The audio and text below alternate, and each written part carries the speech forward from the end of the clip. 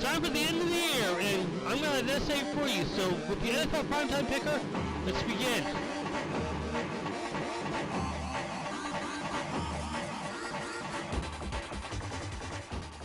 We have the Rock 2002 here, and man, has it been a year of 2011. As you can see behind me, we have the our crystal ball here. It's not as glamorous, not as heavy as the one in downtown New York, but we're just compensating. But what a year in sports this was. And it all began back in January with the Packers barely making it to the playoffs and then going all the way to the Super Bowl. But before they did, Auburn became the first Cinderella, becoming the first team having their first BCS championship, thanks to Cam Newton, who was later drafted to the Carolina Panthers.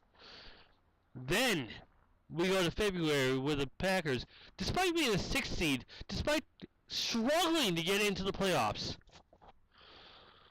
got in, pounded their way into Texas to Super Bowl 45, and completely well, not really completely annihilating, but they won against the Pittsburgh Steelers to get their 13th, yes, I'm counting 13th world title.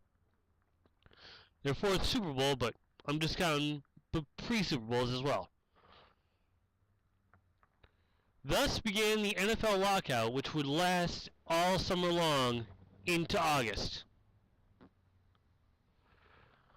However, that wasn't the only lockout. And what would be another lockout at the end of another season, the NBA shut their doors, which almost lasted throughout the entire, which could have lasted through the entire year. We would not have basketball. Now we do. Speaking of basketball, how about the UConn Huskies? Sure, they had that little incident with Roscoe Smith heaving a ball for a buzzer beater when there was still 11 seconds left.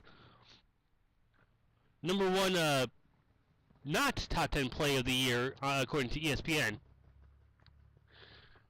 Which is so funny, because, I mean, you still have a lot of time to get down the court. But I digress. It's also a shame to Butler and to the Texas Rangers, who came back to the world titles only to lose it again. And this time it wasn't even that close. Well, closer with Texas, but not so much. As we also keep in mind the hypes. LeBron James, Dwayne Wade, Chris Bosh. They said that they were going to take it, and then it ended up being taken by the Mavericks. Rex Grossman telling the NFC East to look out, because we were the ones who will take the crown. They're second to last place. Michael Vick and Vince Young claiming that the Eagles will win the Super Bowl. They didn't even get close to the playoffs. But we also remember the Cardinals, the St. Louis Cardinals, who found number 11 in 2011, their 11th world title.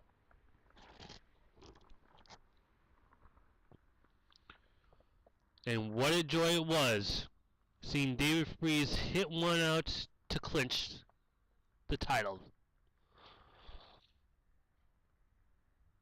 It also became jeopardized time between the NFL lockout and the NBA lockout. NFL lockout only cost them one game, the Hall of Fame game. NBA lockout, it's all down to a 66-game season, all due to money. How about that?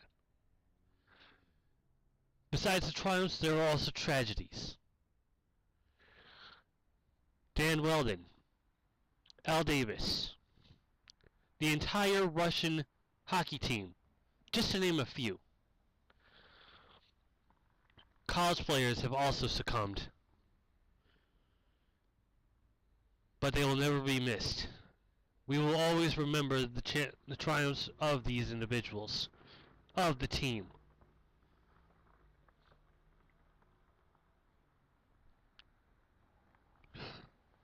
So we can pray for them.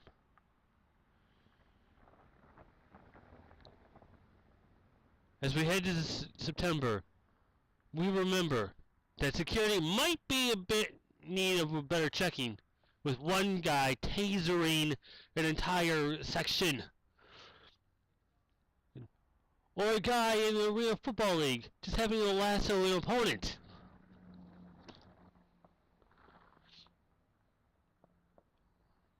But still,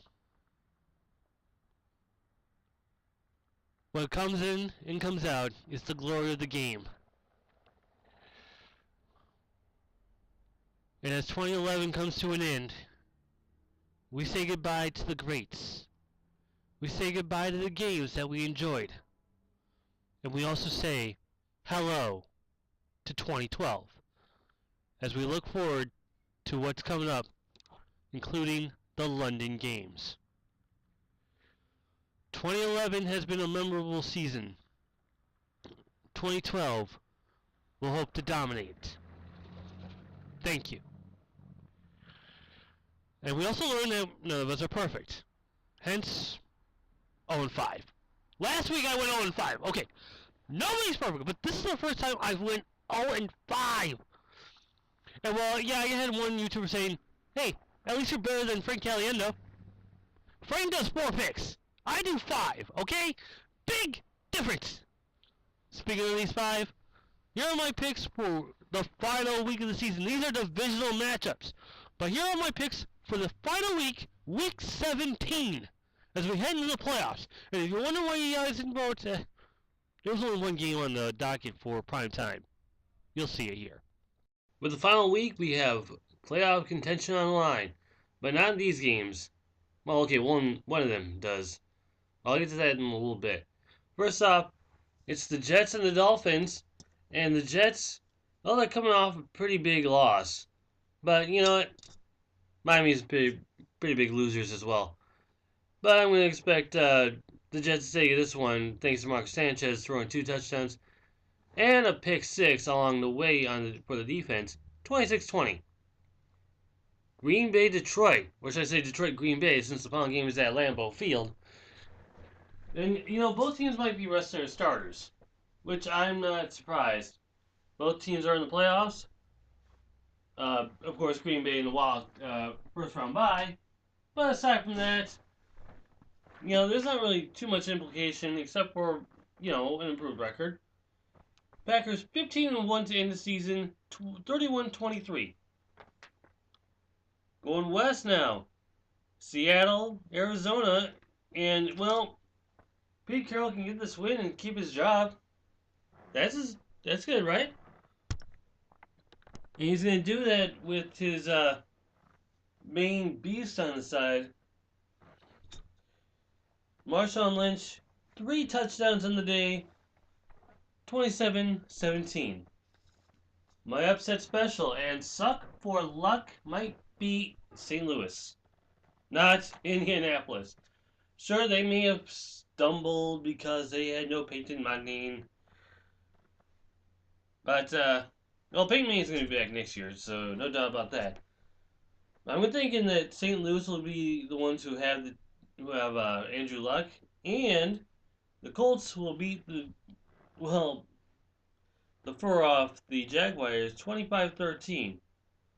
And my primetime special, this one, playoff implication: winner goes to the playoffs, loser goes home. And in a tight one in MetLife Stadium, it'll be Manning outgunning Tony Romo and winning 32-28 to become the number 4 seed. Alright, here are my picks once again. I had the Jets. I had the Packers. I had the Seahawks. My upset special, the Colts. And my primetime special, the Giants, to win the NFC East. Next week, it's playoff time. 12 teams are in it. Find out which 12 and who I have going on to to the divisional. So until then, this is Pete the Rock 2002 saying goodbye to 2011 and hello to 2012.